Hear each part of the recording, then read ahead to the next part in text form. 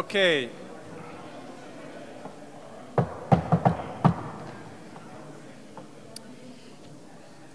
Let's start. So we have here the diehards, right? The people who are really seriously interested in digital trade and the future of world trade, which is what this session is about. We have three speakers. Marion Jansen, who needs no introduction, I think, to anybody in this crowd, who is the chief economist of the International Trade Center, who used to be at the WTO and who used to be at the ILO, and is essentially what I think you need to move to WIPO soon, right? Because then you've covered them all. Then we have Erik van der Marel, who is at the European Center for International Political Economy. Erik has been doing a lot of work on the digital trade restrictions data set that he's going to talk to, and I think they've just launched a report, and you're going to talk to that dimension. And then last but not least, Matteo Fiorini is going to speak about the more services dimension of this panel, and we're going to try and connect it back to digital, but really focusing more on why services matter, and in particular bring us back to this topic of sustainable development that we started off with. So, Marion, over to you.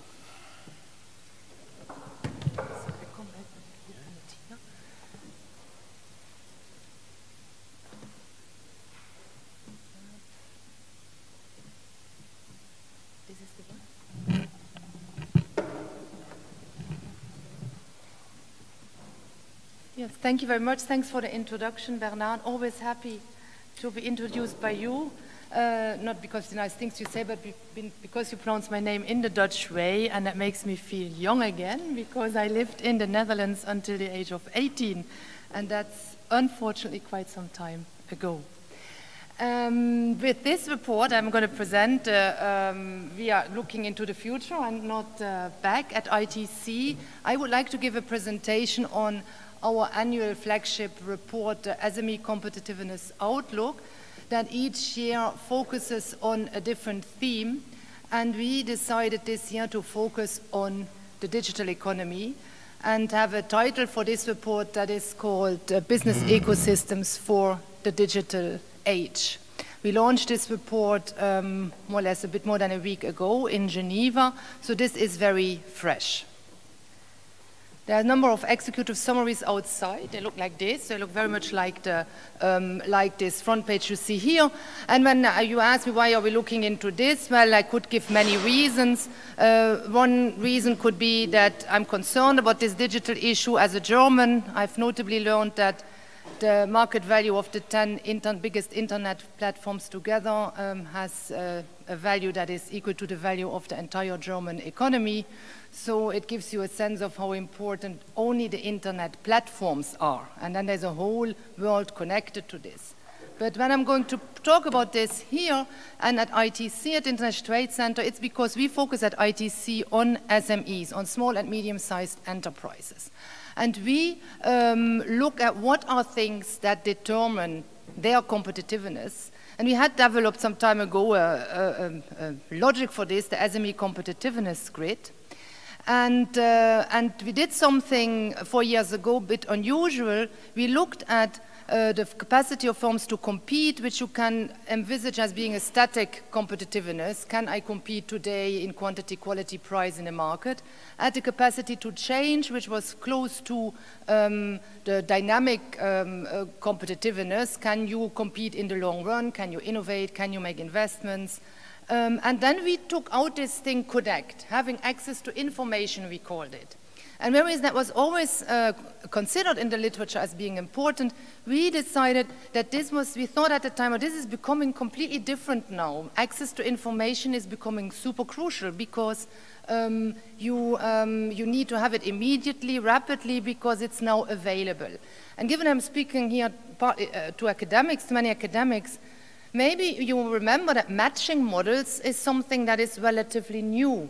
I remember that when I did my PhD, there was a PhD candidate from the US who had developed a matching models on taxis. How does a taxi driver find a person looking for a cab? We couldn't even imagine Uber at the time. Matching demand and supply in all markets was considered to be the complicated thing. Mortensen and Pissarides, they got a Nobel Prize for this. And now we have platforms who just do it. So they have revolutionized the matchmaking, the connections between the firm and the buyer, the connection between the firm and the supplier, and in general the information part. But they are entering into other areas. On these platforms, they now do quality rankings. In the past, we would look at how many stars does a hotel have. Now I look on TripAdvisor or on hotels.com and look what's the ratings of the consumers. And in many areas, we are looking at what is the platform saying on the company. So they enter into quality requirements. They offer finance for transactions and now also for investments. And they enter into logistics. So there are now platforms that bundle all these different areas and are active at least now in 5 out of what we consider out of 9 areas that are crucial for SME competitiveness. So individual players start to affect greatly SME competitiveness, the competitiveness of small and medium-sized enterprises that we work with, and we look in this report at what does this mean for SMEs and what does this mean for the rest of the business ecosystem. How is the ecosystem going to react? For the SMEs, we argue in the report that there are many good things to all these changes. Yes, there are reduced costs to matching, easier access to information, easier access to finance. One thing that we are finding interesting, increasingly we see that digital is a gender-neutral way, represents a gender-neutral way of doing business. It's easier for women apparently to do business over the net than face-to-face. So digital has good aspects for women. But not everything is rosy.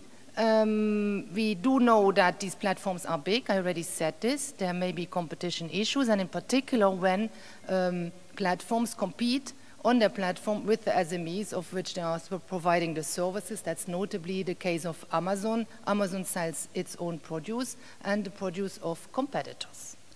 So good and bad things. What we try to do in the report is to discuss what policymakers can do in the design of the ecosystem to make these balloons go up and to make digital work for SMEs. For us, the ecosystem is something that is rather institutional. It's related to institutions, but also services providers to SMEs. We look less at legislation or rules. We look at the players who design those or implement them. I'm going to emphasize 3 messages that we find in the report. A big theme we have in the report is making big data work for small enterprises. And we use this slogan because I thought it would evoke this idea that if big data are in the hand of a few big firms, it's quite intuitive that that's not automatically going to work for other and small players. And so the question is, how is this going to work? We know that there are regulatory efforts going on in this area, but this is one of the themes we develop here. We think it's important to look into this, and here I show that we did some quantitative background analysis for this report because we work with institutions that do provide tailored support to SMEs, notably trade promotion agencies, investment promotion agencies, and we notably for this report checked, well, if if these agencies tailor their support to small and medium-sized enterprises or to particular players, is this effective? So here you see we use World Bank data, OLS analysis, and here the message you will find in the report is that we do find, for instance, that entities that wanted to diversify their exporters, so wanted that more exporters could go into a particular destination, and that shifted a part of their budget to new exporters and not necessarily existing exporters, that they indeed succeeded in bringing more exporters to a particular destination. And that's typically something an export promotion agency does. There's a decision, for whatever reason, to promote a certain destination and or to promote a certain type of supplier in your country, and what we show here is that they have been successful in this. Now, I don't know whether if Google, the Googles or the Amazons of this world would have the same objectives. And if they have the data, but not the same objective as your promotion agency, who is going to do this tailoring of support then in order to help the SMEs? What we do with these messages is basically reaching out to our counterparts, export and investment promotion agencies, and we are telling them your business model is going to be significantly disturbed by these new players who can do the kind of job you are doing, but they will probably do it in a different way. For this area and for other areas, what you will find in the report are three things. You will find for every area an action plan. What do we think needs to happen? You will find concrete examples, and you will find some data, always related to SMEs. In the action plans, you will always find these 4 areas. I would like you to look at them. Maybe they are important for us as researchers. We say every player in the economy, including in the ecosystem, has to do 4 things: value data and technology, forge innovative partnerships, take risks, but be careful about building and maintaining trust. One of the examples you will find in the report is St. Lucia. St. Lucia definitely starts to value data and technology. They are sending their staff to digital literacy boot camps. So I find that interesting. I don't know whether Germany is doing that too or Switzerland. The developing countries start to do this.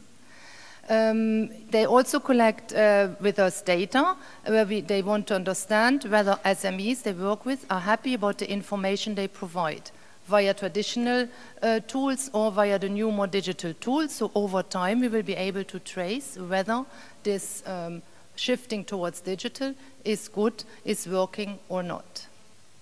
I said there are 3 areas.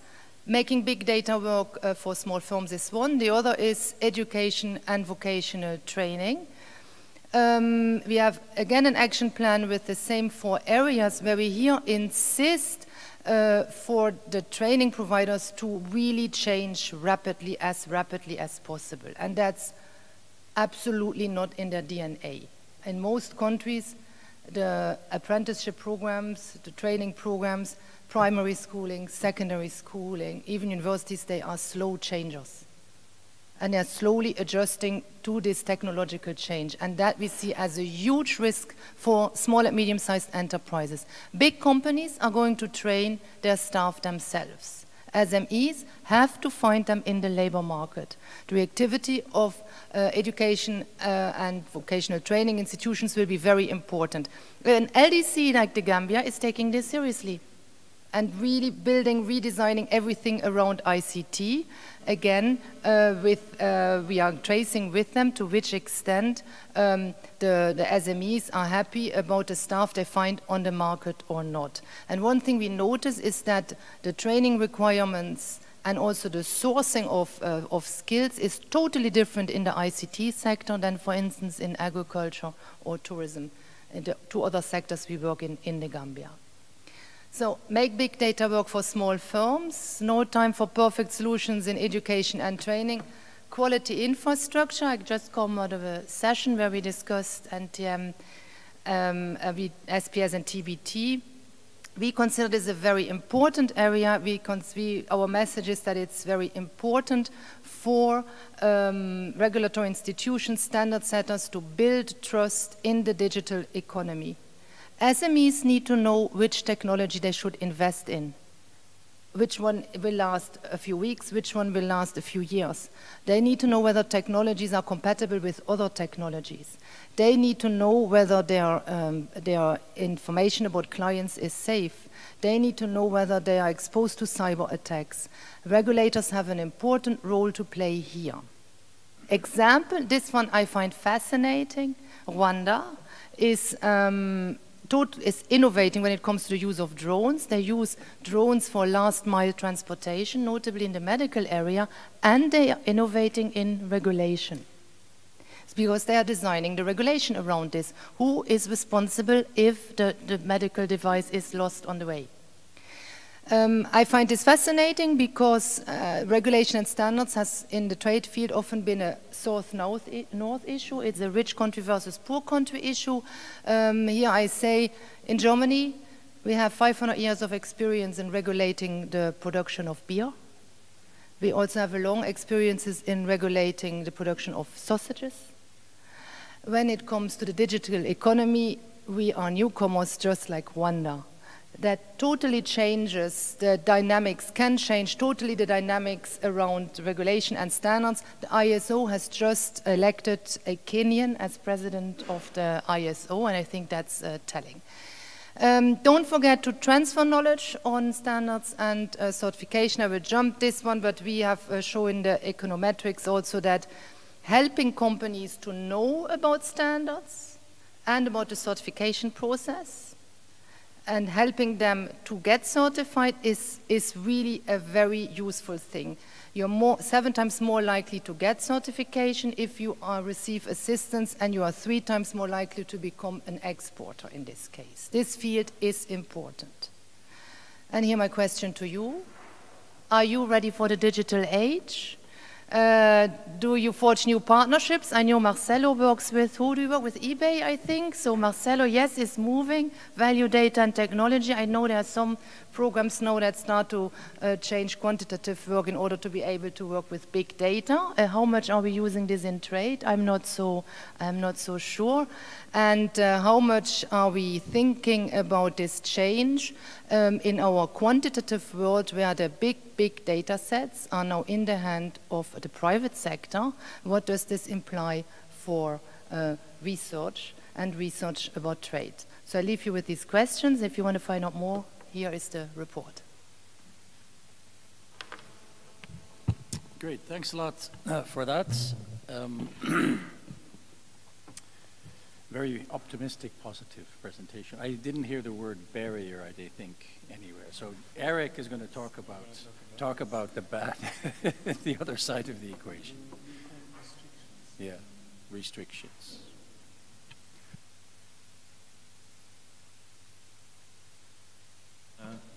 That's going to be my task, to tell you a little bit more about the restrictions that we find in digital trade, and then specifically that we find with respect to data. So Marion talked about big data, and so I will take up from that topic.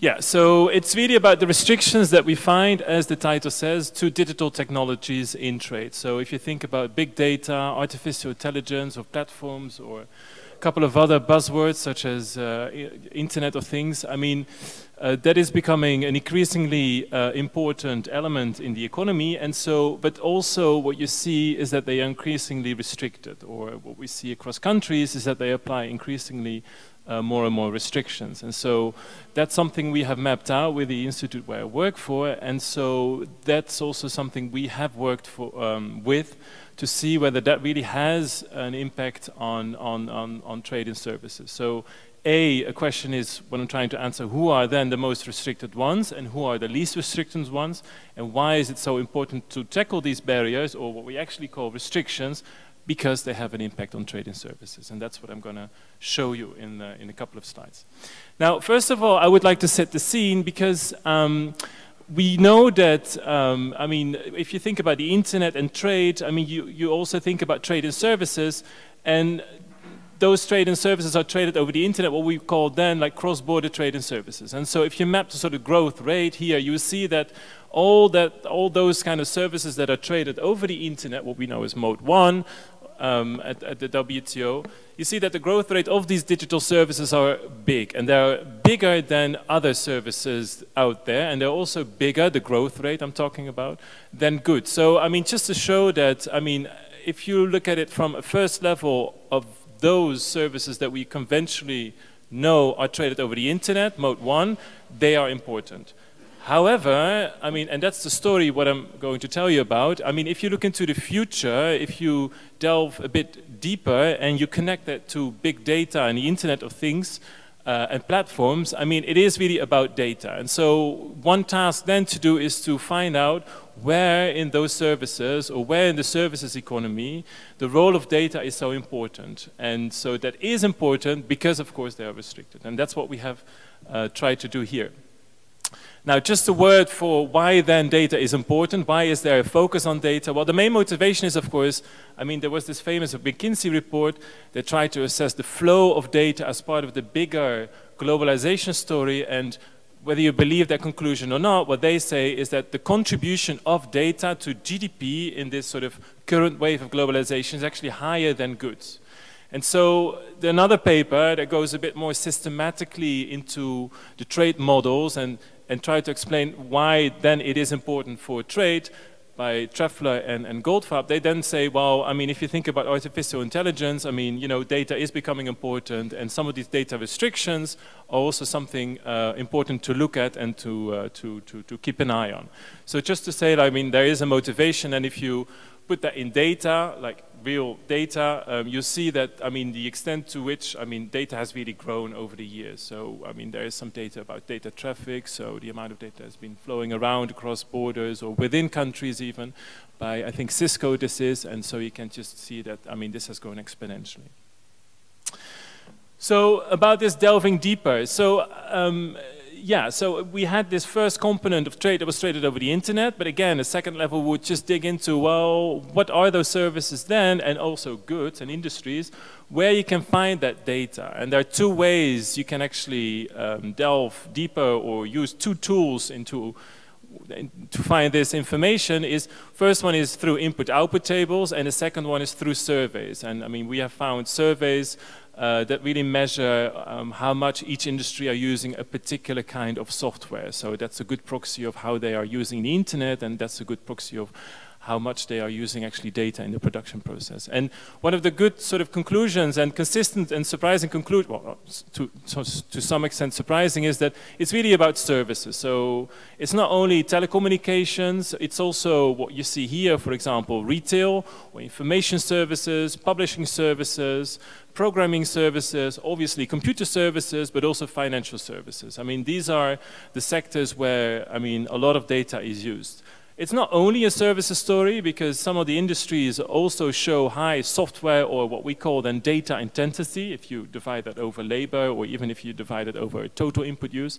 And then you see something like food industries, but also motor vehicles, chemicals, and I mean, some of these sectors are, of course, like highly sort of marked by GVCs, or what are we called, like, are sophisticated industries. And so there's clearly a pattern there, because I mean, these sort of GVC intense industries are also services intense, right? So this is just to show that, I mean, it is really, I think, in my opinion, based on the data I have, like really a services story here. Now, why is it also, in addition to important to map out why it is important to see where that data is situated? Because if you go back to that first level of, you know, this trade that is taking place over the internet, a recent paper by the OECD shows that if you have flows, which they have tried to map out, flows over mode 1 and flows in services that are happening in mode 3, they see that for some of these services, trade in mode 1, so trade over the internet, has actually grown. And it's precisely in those services that we have assessed as data intense. And so also just to show that, I mean, there is this data intense services that are becoming more and more important, that you can find across all types of services, and some of these most data-intensive services also see a sort of a change of how we are trading these services, increasingly through mode 1. And so using a new database that I think soon comes out from the OECD that is called the AMNA database. Okay, so because, I mean, of course, I'm going to tell you something about the restrictions. I mean, yeah, so here the next couple of slides is about what are those restrictions then, and what do they do with trade and services. The US ITC had a couple of reports mapping the different kinds of measures that were problematic according to firm surveys regarding different internet technologies. And a consistent pattern that comes out of their research, and what we also have taken over in our report, is that the data localization, data storage, processing, very strict processing requirements, these are the ones that are considered as very problematic across, you know, technologies such as Internet of Things or cloud-based data processing or even e-commerce. And so that's something that we have picked up, and that's obviously one chapter, or in a broader sense, a cluster in our digital trade restrictiveness report, where we have mapped out the level of restrictions related to data for 64 countries. Now, if you map all these restrictions that we have done, what comes out is that there are consistently three different countries that are always more restricted regarding data, and those are China, Russia, and Turkey. The next sort of set of countries that are also restricted with respect to data is then actually surprisingly some of the OECD countries, such as France, Germany, and also Korea. But then, I mean, a third set of countries that are more restricted regarding data is then Vietnam, Indonesia, etc., etc. So it's really a mixed sort of story. It's really a mixed bag of countries that are most restricted, as we have assessed. And to the other extreme, you find the same sort of mix of countries that are least restricted. So some of the OECD countries are least restricted, but also some of the countries in Latin America also least restricted. You can think of like various reasons why this is, but what we have recorded now, these are the ones that are least restricted. Now, delving deeper into the specific data policies, then we make also a distinction between those policies that you just saw on the US ITC map of data localization that have an effect of how you transmit data across borders, and then also a second set of regulatory policies that we call domestic, so the ones that really touch upon the privacy of the data subject, of the consumer, or the one that, you know, you have data and how firms are using that data. So there's a lot of discussion regarding that privacy concerns at the moment, so we try to separate these two out. And we have also tried to distinguish a pattern, or try to see how those overall full data policy index and the two subcomponents evolve over time, and what we then see is that there is clearly an increasing trend since 2006. And so that's something you can see here in this pattern. Now, of course, I mean, ideally you would like to relate that to, you know, what's happening then on the ground, like in terms of imports and exports of services. And here we take imports and we see that there is a clear pattern in a sense that the countries that are more restricted regarding data, you know, regarding internet technologies in a more sort of broader sense, are the ones that see lower imports in these very much data restricted or data intensive services sectors. So here, I mean, as a detail, we take on the vertical axis the top 5 services sector that are most data intense, according to the graph that you just previously saw. And yeah, again, what is circled are Turkey, Russia, and China, and some of the OECD countries that are most restricted, and they are the ones that are overall are also the ones that see lower, relatively lower services imports. Now, of course, you would like to test it more formally, and that's what we have done. And so we have done that for trade and services, of course, using a sophisticated, what we call identification strategy and regressions. And we see that that really has a significant impact in terms of lower trade in services, particularly those services that proportionally rely more on data. We have also done this for productivity, so rather than testing it on trade and services, we do that on productivity, and we see that there is really significant impact over time. Now, one of the main conclusions there of our research is that, I mean, these productivity losses are relatively big compared to another exercise that we have done purely for services using services regulatory barriers, and the percentage losses of productivity are slightly higher. And I recall a presentation by Aditya Mattu, who clearly said that, well, that's very logical because we are in a world of ideas, and ideas are embedded in technology. And, you know, if you think about data and technology, that makes sense in a way that therefore these productivity losses are higher.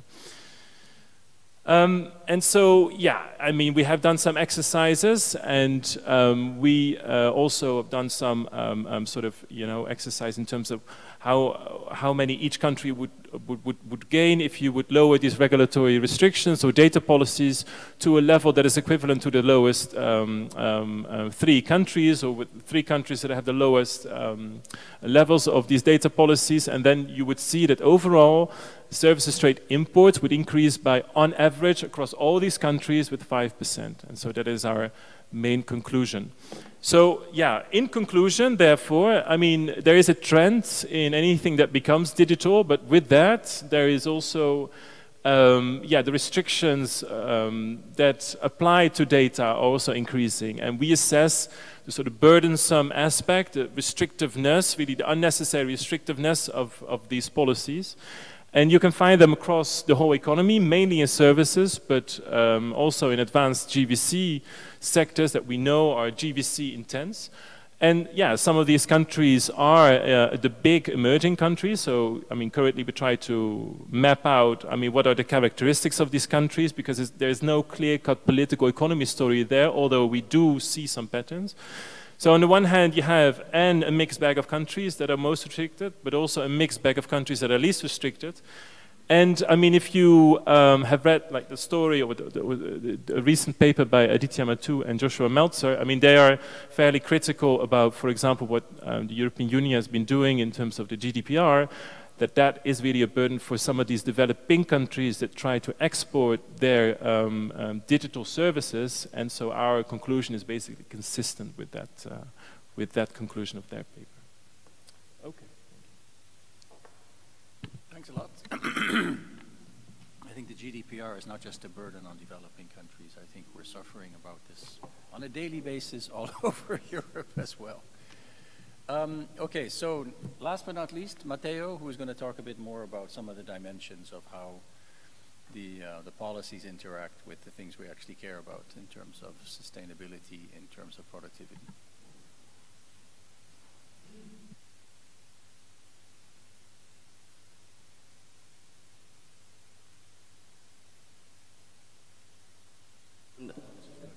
Great, until the very end. So yeah, what I'll try to do in the next 15-20 minutes is to talk a bit about services in general and link them with sustainable development, which is one of the key topics of this World Trade Forum. And in doing that, let me advertise a big project that we're working on here at the UI and that Bernard is coordinating. It involves a big consortium. It's called Respect. And some people in the room are part of it. And what we're doing in this project is exactly thinking about how to use trade policy, and in particular we have a focus on the European Union, how to use trade policy to get non-trade objectives, such as dimensions of sustainable development, environmental sustainability, promotion of labor rights, etc. And yeah, so in my presentation today, I will touch upon some of these aspects, reflecting upon services, trade policy, and its potential impacts on dimensions of sustainable development. Last thing that I want to say about Respect is that we have a survey up and running, which has been designed and written for stakeholders and experts of services of European trade policy. And if you want to fill the survey, we will be very happy to share the link with you. So feel free to email us, and we will give you the survey. Most likely, you already have the survey in your email trash, but I mean, look for it, you will find it, and it's a fun survey. And thank you for those who already. Exactly, thanks a lot. So let's get into the into the substance. The first thing that I would like to do is to give you a framework, a very simple one, to think about services in the context of sustainable development through the lenses, and this framework consists basically in wearing the lenses of sustainable development goals, which somehow identify relevant dimensions of this broad concept of sustainable development. And what we can do actually is to read the sustainable development goals and their targets, and just count the number of times across the sustainable development goals when actually services are explicitly mentioned. And if you do this exercise, and this is an example from Sustainable Development Goal 1, which is end poverty in all its form everywhere, you immediately find that basic services are mentioned, financial services are mentioned, microfinance. And if you, if you do this, you realize that there are 3 ways in which services are explicitly mentioned. The first way is access to services, higher and non-discriminatory access and affordability of a given service output or product. The quality, SDGs are asking for the improvements in quality, efficiency, capacity, and resilience of a service sector, and environmental footprint, reducing the environmental footprint of a services activity or industry. And what you find in this table, which is part of some work that we recently published with Bernard, is basically a systematic view of this, a systematic text analysis of the SDG with this services focus. And for example, you have here financial services that are mentioned by SDG 1, 2, 3, 8, 9. Here you can find the exact mention in the SDG. And in the last column, you see that financial services are always mentioned for calling for higher access to financial services. So against this framework very simple framework that you use to think about services and sustainable development, we can actually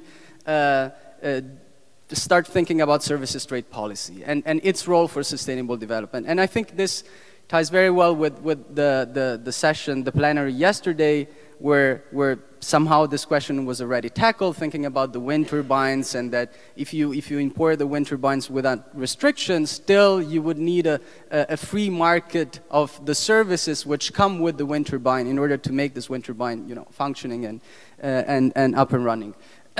So what we did in this research, we did a descriptive analysis using the data that is available out there. On the horizontal axis of this chart, you have an indicator developed by the World Bank that maps countries in terms of how much they are restrictive to services trade. And you go from 0 here, which means the country is very open, up to 100 at the end, which means the country is completely closed to services trade. And in this case, we're looking at trade across all services sectors and across all modes of provision. And what you have on the vertical axis is an indicator of poverty reduction.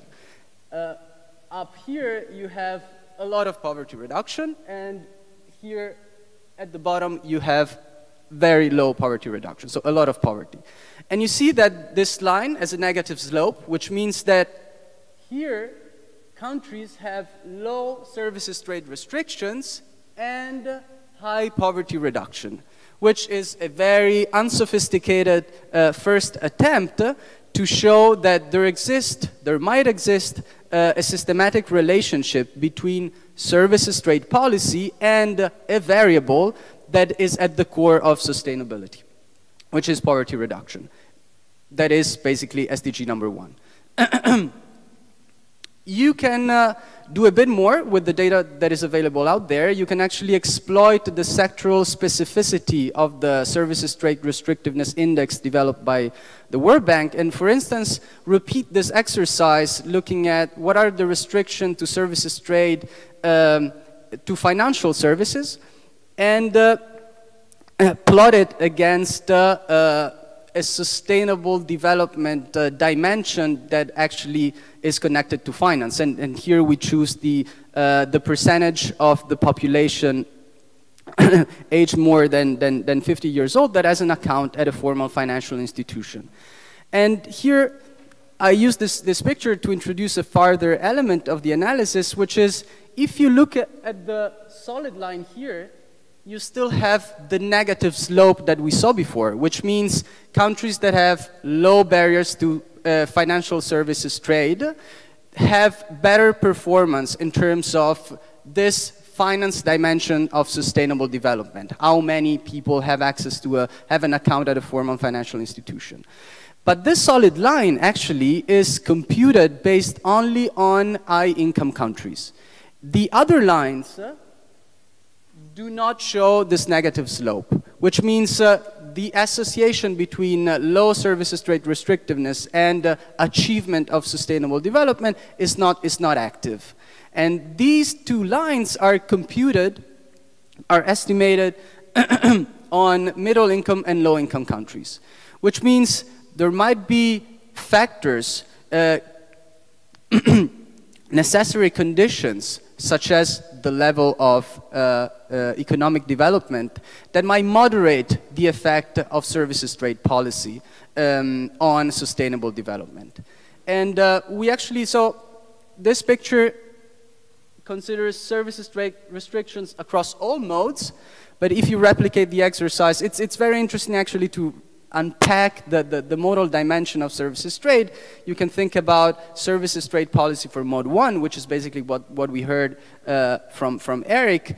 And again, so the bulk of the action is still for many services mode 3. So you will have an account at a formal financial institution if barriers are low and foreign banks can actually establish a commercial presence in your country, and therefore you will have higher probability to have an account in a formal financial institution. But also now we learned from Marion and Erik that, you know, digital services are important. So you might actually think that if you reduce barriers to mode 1 services trade in finance, you can actually improve the number of people that have an account in a formal financial institution. Again, what we see here is that this relationship is systematically negative. More restrictions, less achievement of the sustainable development goal, only in high-income countries, while in middle income and low income, this relationship is not activated. Again, it's useful to identify potential necessary condition, turnkey factors to do further research. And we do this also for mode 3, and we find exactly the same pattern. One last word about this necessary conditions that can activate the positive effect of services trade liberalization. We have done some work with Cosimo Beverelli that actually identifies the quality of domestic institutions in the liberalizing country as a very important necessary condition for activating the positive effects of services trade liberalization. You might completely wipe out the barriers to mode 3 services trade, but firms, foreign suppliers will not have the right incentive to come and establish a foreign affiliate in your country because your institutions are not working good enough to actually allow the foreign provider to make business, do business profitably in your country. Therefore, even though your barriers are low, you will not get the foreign providers performing potentially higher quality to price ratio services in your country.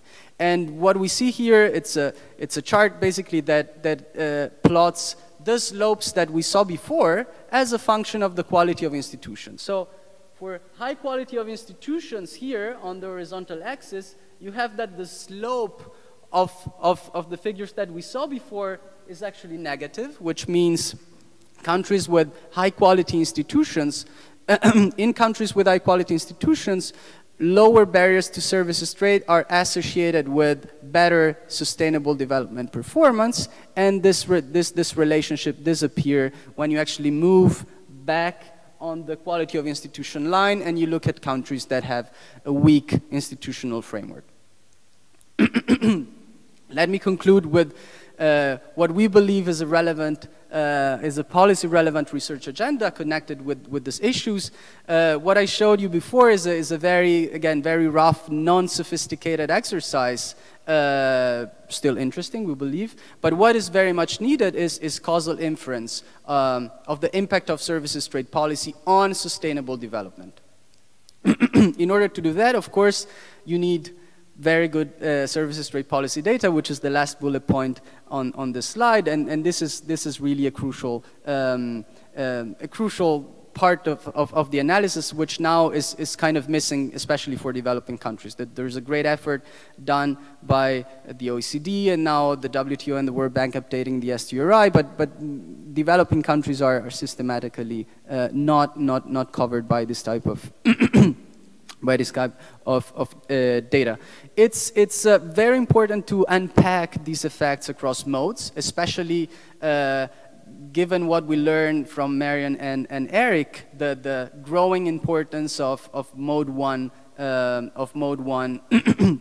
services trade, digital technologies allowing for it, and then again, we believe it's important to identify these moderating factors, because if you implement, if you try to aggregate political energies around a reform to remove barriers to services trade, you want to make sure that the conditions to maximize the benefits of this reform are actually in place. And you need research to identify these conditions and to actually see you know, how to design complementary policy when you think about services trade liberalization and its effects on sustainable development. And I leave you with this. Thank you very much. Okay, thanks. Thanks a lot. So we've learned lots of opportunities, and that's clear from what Marion was presenting. There's also challenges in terms of getting the trade restrictive policies to become a lot less trade restrictive. And I think what we're taking away from the work Matteo and other people have been doing is that domestic institutions also matter a lot, and these things interact, which is really a regulatory agenda to a large extent. So this is all ongoing research. There will be a lot more of this coming down the pike that we're doing as part of this RESPECT project. So I'm very happy to open the floor for comments, discussions in terms of what has been said, but also suggestions in terms of where we can go with these types of data sets in terms of research. Joe. This is a question to Matteo. I was interested in the graph you showed on restrictiveness and its relationship to poverty. And the outlier, both at the bottom and the outlier on the horizontal axis, was Ethiopia. And I'm curious because Ethiopia currently has, and for the past several years, has amongst the highest rates of economic growth, GDP growth, not just in Africa, but in the world. Is that a reflection of the lateness of these developments and access to data? Is it a reflection on the institutions? Is it a reflection on the low base from which they're starting? Why is it out there? I mean, I was struck by that. Thanks.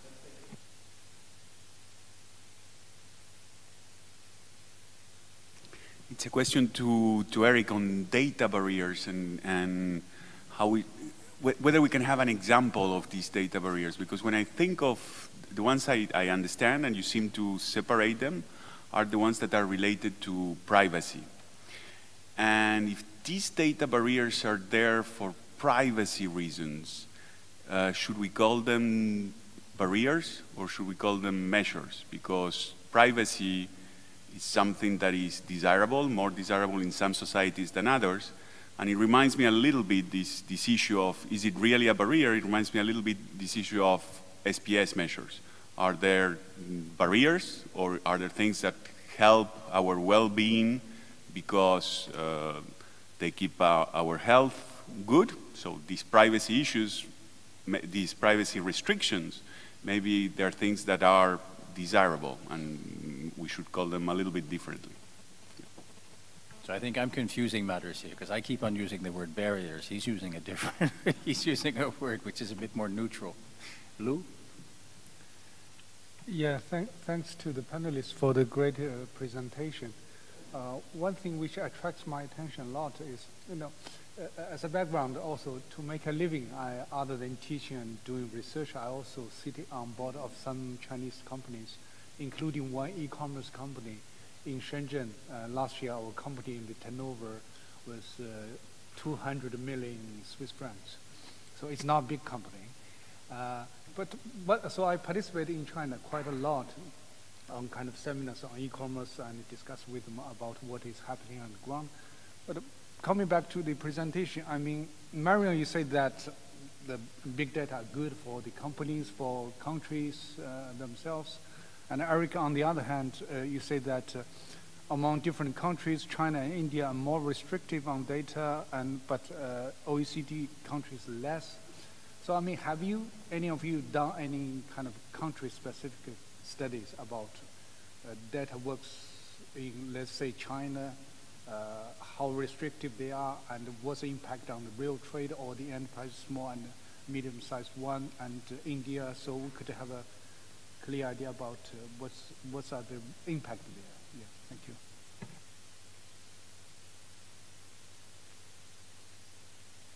Yes. Thank you for the presentation. It's very amazing, and I'm not an expert in digitalization, so I'm not ready yet. I'm working on it. I have a question to Marion with regard to where are these SMEs actually located, because I have this map in mind of Africa during the night, and it's black because of electricity, because of access to telecommunication. I don't know how does that actually relate to this digital revolution, if you want. Thank you. Thank you very much for the excellent presentation. It's just a quick question to Marion. I was curious to know more about make this big data work for SMEs. So do you basically assume these SMEs are collecting big data and they now need to crunch it, or do you want to say that they could have access to big data that Amazon or others are collecting and then share it with them, or how does it work, this big data for SMEs?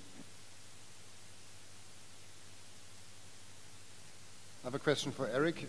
You described the relation between productivity and restrictiveness.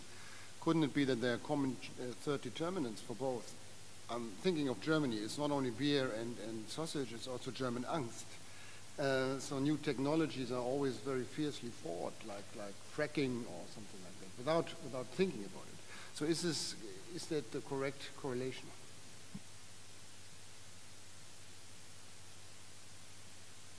Yeah, just a question to Matteo on service trade policy and sustainable development. Do you look at other indicators apart from poverty, or was it just poverty? It was just a question there.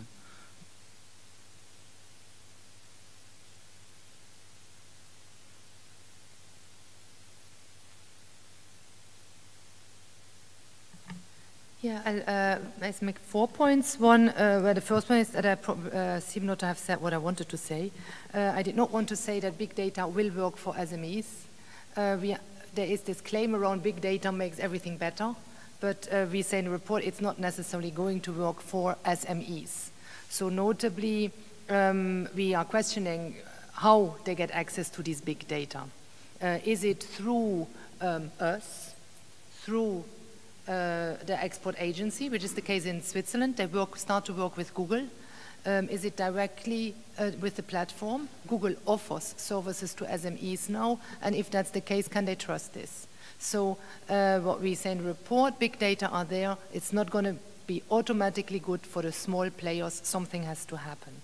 That's also related to infrastructure, Marie-Louise. Yes, many companies are not connected to ICT. There is a whole chapter on last mile infrastructure.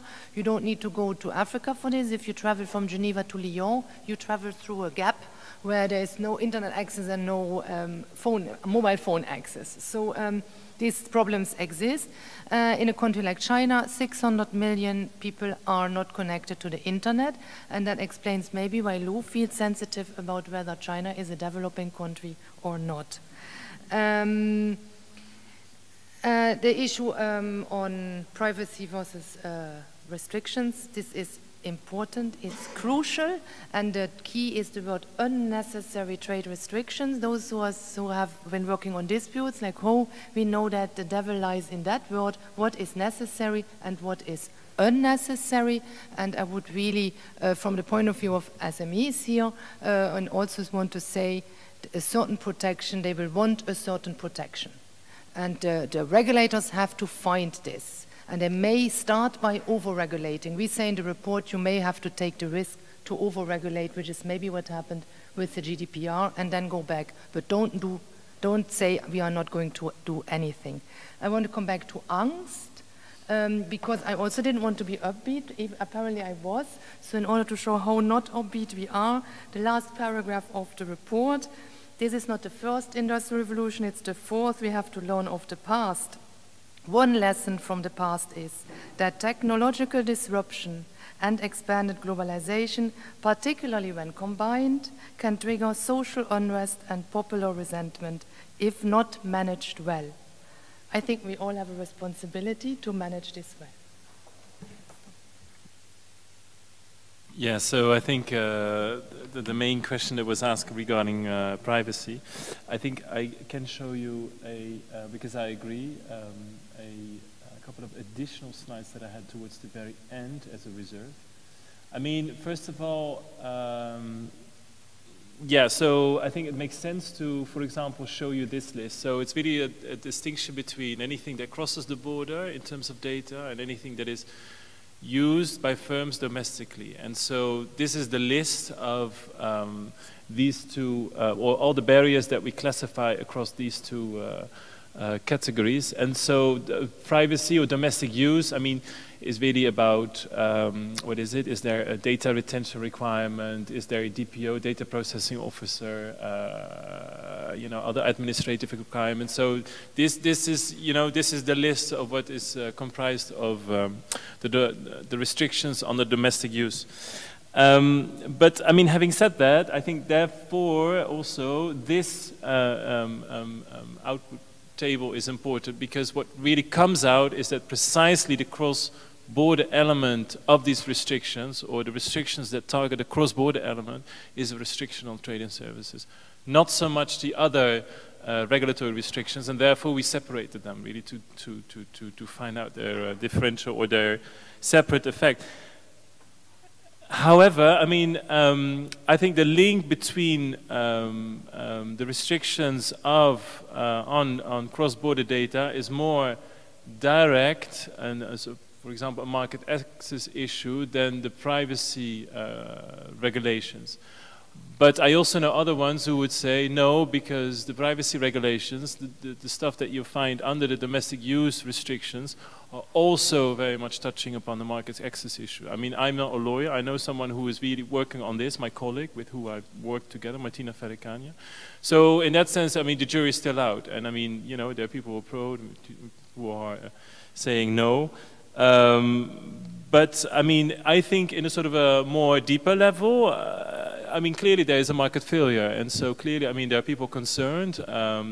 Clearly there are people concerned about the privacy, but also about the security. And so there is, you know, something that needs to be sort of established there in that sense. I mean, I would like to see a, you know, full-fledged paper that really tries to go deeper into the market failure and what we need to do about this, because clearly some regulations or regulatory measures are necessary.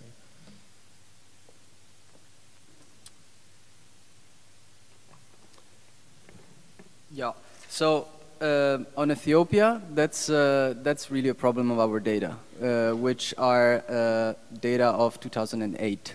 So and that's the best we can get if you want to have a cross section including many developing countries. So it's really an outdated picture.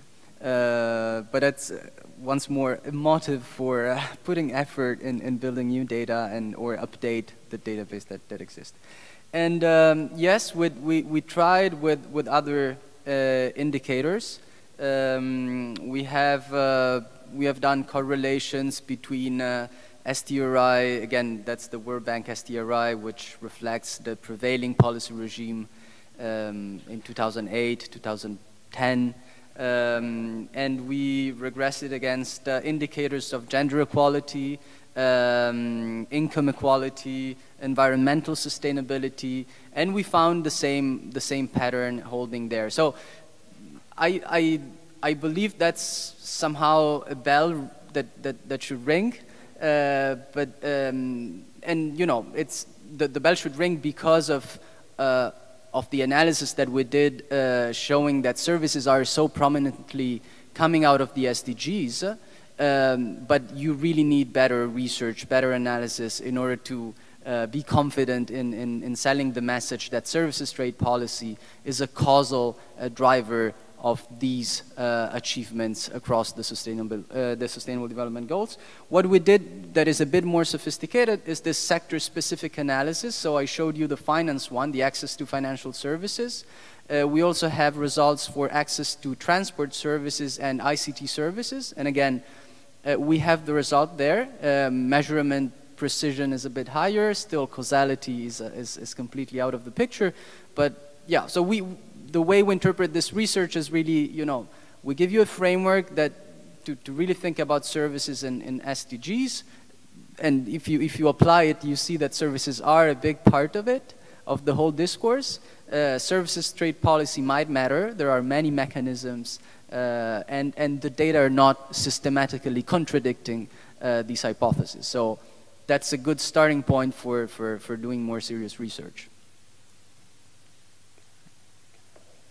Yeah, so two things that I forgot actually to respond to. One is whether there are case studies. Yes, there are 64 case studies, so you can find them all in our database.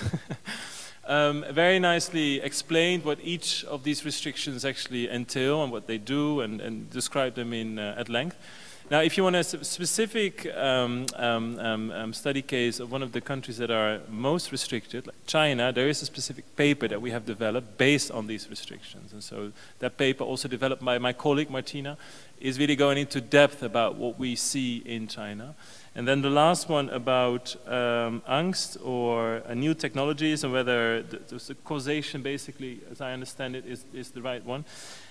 I mean, technically, what I can say, yes, because we have controlled for anything that, you know, the standard literature tells us to control for, and so therefore, yes, conceptually. I mean, yeah, I can also imagine a scenario where the most productive firms, for example, in industries are precisely the ones that digitalize first and etc. But yeah, I mean, of course. Okay, so one final kind of remark on the questions. It goes back to Lou's point. So a lot of this research is really heavily constrained by data, right? So the policy data you need, you only have it for 1 year, right? So why this Ethiopia story? Because the World Bank STRI data was collected for 2008, right? So 10 years later, we still don't have another data point, right? I mean, it's seriously embarrassing. So now they say, yes, we're working on it, it will come, but you know, it's really a big problem. So the only thing you can really do is you have to do country-specific analysis using panel data on policies, which is going to be country-specific. So then you lose the cross-country comparability, but at least you can start talking about actually, you know, what is going on. Is there a causal effect you can control for endogeneity and so forth? But it's inherently limited. So I think the main point that we're trying to do, I guess the paper that Matteo was speaking to, is to make the point there is this correlation. And you collectively, everyone, donor community, really should pay a bit more attention to this agenda, and that also requires collecting data so that you can actually identify which of these sectors matter more, right? So right now we really don't know this, and what the analysis is indicating is that it is important, also for the reasons that Marion lays out in her most recent report. Okay, so if there isn't any other burning question, comments, suggestions. We don't want suggestions for improvement. We will call this conference to an end. I think everybody who has been playing an important role in actually making this thing work, they have all wandered off to the beach or the hills or home, which I think where they should be. So I just want to thank all of you for coming, for the participation. I think it was a great conference. You know, this is very much a networking type of event where everybody gets to see each other and catch up with what, you know, your co-author should have been doing and hasn't been doing. So that's very productive from that perspective as well. And I think once again, I want to thank the people, the institutions that supported this financially, in particular the Asian Development Bank Institute, the Bertelsmann Stiftung, for helping us actually make this happen. And I look forward to your contributions next year.